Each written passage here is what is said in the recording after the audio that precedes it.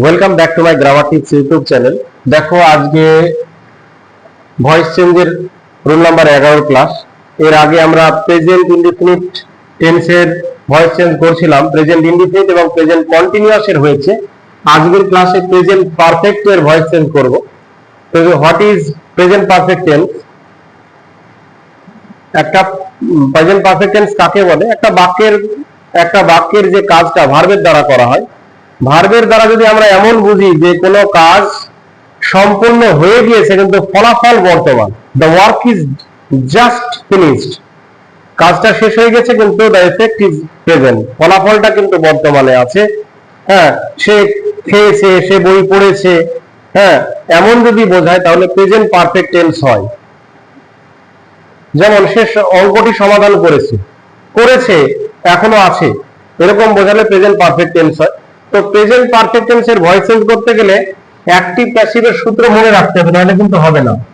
অ্যাক্টিভে অর্থাৎ present perfect টেন্সের গঠনটা কি হবে বাক্যের? প্রথমে হবে সাবজেক্ট, তারপরে হ্যাভ অথবা has plus V3 plus object. এইটা ইংরেজি বাক্যের গঠন হিসাবে থাকবে। আর প্যাসিভে কেমন হবে? প্যাসিভে হবে object plus have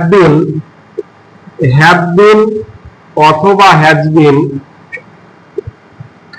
plus V3 by plus subject. এবার আমরা বাক্যটার একটা লিখি। যদি বলি যে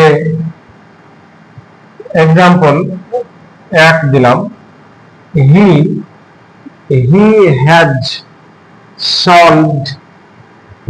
solved the puzzle। একটা কোনো ধাঁধা, একটা পাজল গেম দিয়েছে, অঙ্ক দিয়েছে। এটা হচ্ছে প্রেজেন্ট পারফেক্ট টেন্স। কিভাবে বুঝছি? দেখো সাবজেক্ট আছে, হ্যাভ এর মধ্যে যে কোনো একটা আছে, V3 করা আছে। পারফেক্ট টেন্স মানে কাজটি সম্পাদন হয়ে গিয়েছে, তাই V3 থাকবে, তারপরে অবজেক্ট আছে, হ্যাঁ, লাস্টে অবজেক্ট আছে। এবার প্যাসিভ করব কিভাবে? প্যাসিভে দেখো সূত্রটা আছে, পরপর সূত্র লিখে দিলেই কিন্তু ভয়েস চেঞ্জ হয়ে যাবে। অবজেক্ট হবে প্রথমে, তাহলে কি হবে? প্যাসিভ যদি আমরা করি তাহলে হবে অবজেক্টটা প্রথমে আসলো the puzzle has been solved by him। The puzzle has been solved by him। একই রকম ভাবে আরেকটা যদি নিই, the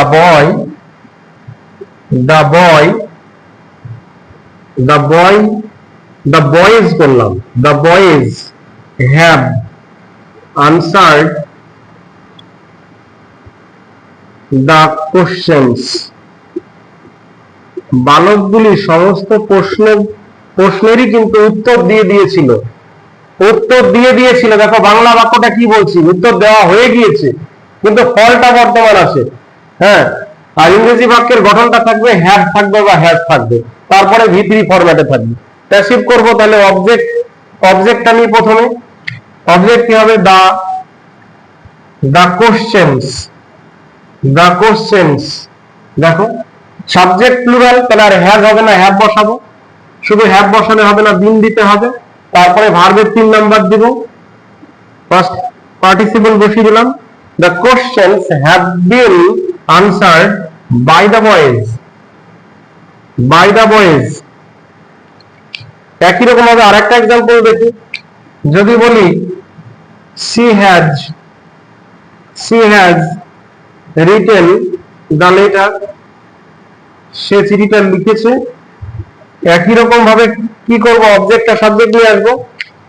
the letter has been written by, she থাকলে হার হবে। তাহলে আরেকবার রিক্যাপ করে নিই। প্রেজেন্ট পারফেক্ট টেন্স বাংলা বাক্য ভার্বের দ্বারা বুঝবো যে কাজটা হয়ে গিয়েছে, ফলাফল বর্তমান আছে। ইংরেজি বাক্যে কি দেখবো? হ্যাভ বা হ্যাজ থাকবে, V3 থাকবে। প্যাসিভের formula object have been has been V3 by subject হবে। আর যেমন he has solved the puzzle, তাহলে অবজেক্টটা প্রথমে নিয়ে আসলাম, তারপরে হ্যাভ বিন হ্যাজ বিন এর মধ্যে যে কোনো একটা দিলাম, মানে সাবজেক্ট হিসাবে ধরে তারপরে হবে, যেহেতু একটা আছে। The puzzle has been solved by him. হ্যাঁ, যেমন এখানে দা কোশ্চেনটা অনেকগুলো ছিল, তাই হ্যাভ দিয়েছিলাম। The questions have been answered by the boys. তাহলে আশা করি টপিকটা বোঝা গিয়েছে। বারবার পজ করে বা খাতায় নোট ডাউন করলে নিজেরই সুবিধা হবে। ভয়েস চেঞ্জ করতে পারা যাবে, গ্রামারের দক্ষতা বৃদ্ধি পাবে এবং রিয়েল লাইফ সিচুয়েশনে কমিউনিকেশনের ক্ষেত্রে কিন্তু প্রেজেন্ট পারফেক্টের ব্যবহারটাও জানতে পারবে। ইংরেজি থেকে বাংলা থেকে ইংরেজি বাক্য বানানো যাবে। তাহলে ভিডিওটি কেমন লাগলো অবশ্যই কমেন্ট বক্সে জানাবে এবং লাইক, কমেন্ট, শেয়ার এবং সাবস্ক্রাইব করবে। ভিডিওটি দেখার জন্য অনেক ধন্যবাদ।